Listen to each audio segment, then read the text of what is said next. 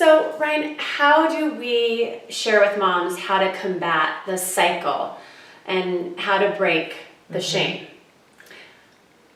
I know you have a theory. I would first say, Yes. ask for help. Ask for help from moms you admire.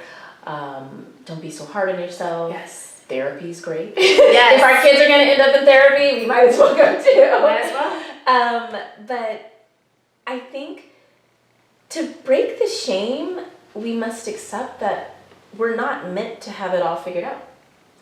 If we, So true. that's been hard for me. Like you said, or like I said earlier, I had all my kids' names picked out. I knew exactly what it was going to be, down to the type of home we would live in. I thought I had it all figured out. And not only are we not meant to have it figured out, what if we did? We would know how everything was going to end. And then what would be the point? I feel like there's all of this magic and intrigue and joy in the not knowing, in the journey, in the living of it all. That's what my intellectual mind can tell me. That's what my artistic mind can tell me. Sure. My mom mind tells me I need to have it all figured out. Right. I was meant to have it all figured out. So I think when I relinquish my inability to have it all figured out, I can exhale, I can breathe. This in no way is to suggest that I've mastered this art. This is just something this is just a theory I'm throwing out there, moms. You don't have to have it all figured out. Right.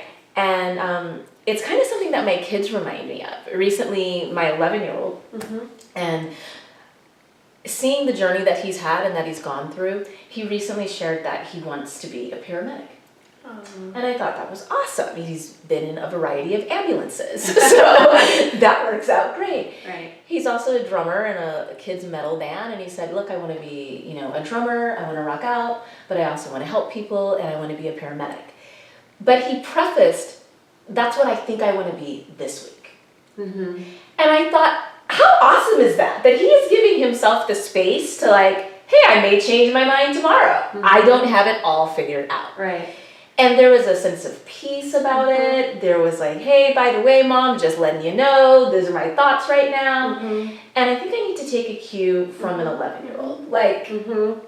Maybe I think something on 1 week will work. Don't, kick myself if it doesn't. Right. Be open to the roller coaster. Be open to getting off the roller coaster when necessary. And accepting that you just don't have to have it all figured out, I think would be my key way to combat the cycle.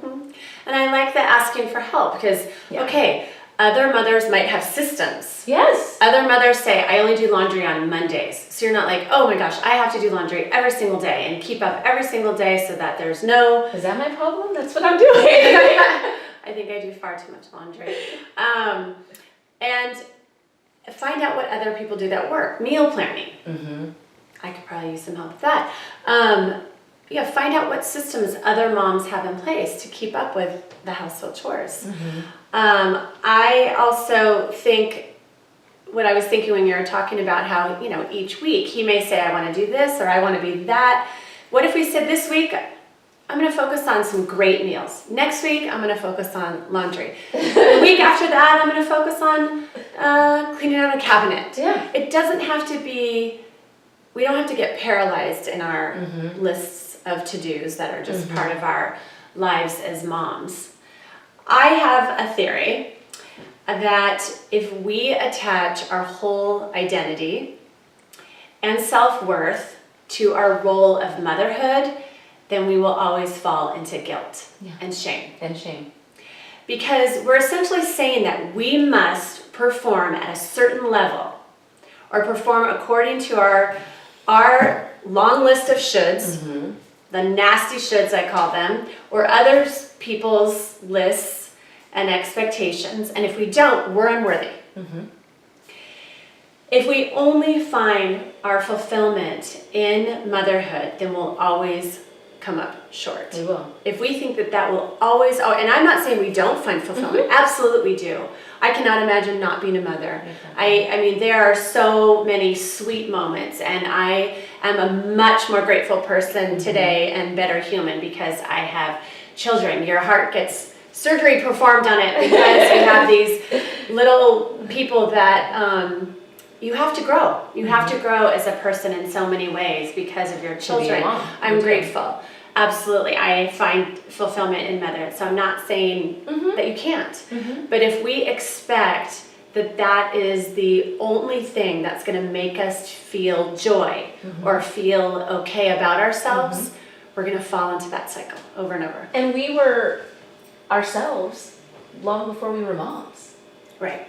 You know, I wanted to be a writer, and I'm pursuing that. Yes. But I think the pursuit of that has helped even further inform my motherhood. I write a lot about being a mom, but I think the more heartwarming dynamic was when my youngest son described me as a writer.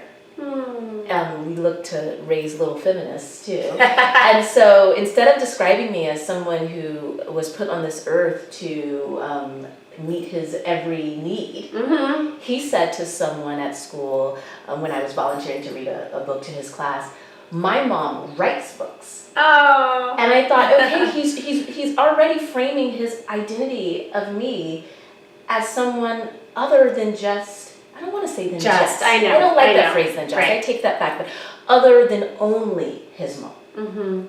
Because just suggests that it's diminishing the idea of motherhood. And I think we'd have a lot less problems in the world if it was just run by mothers.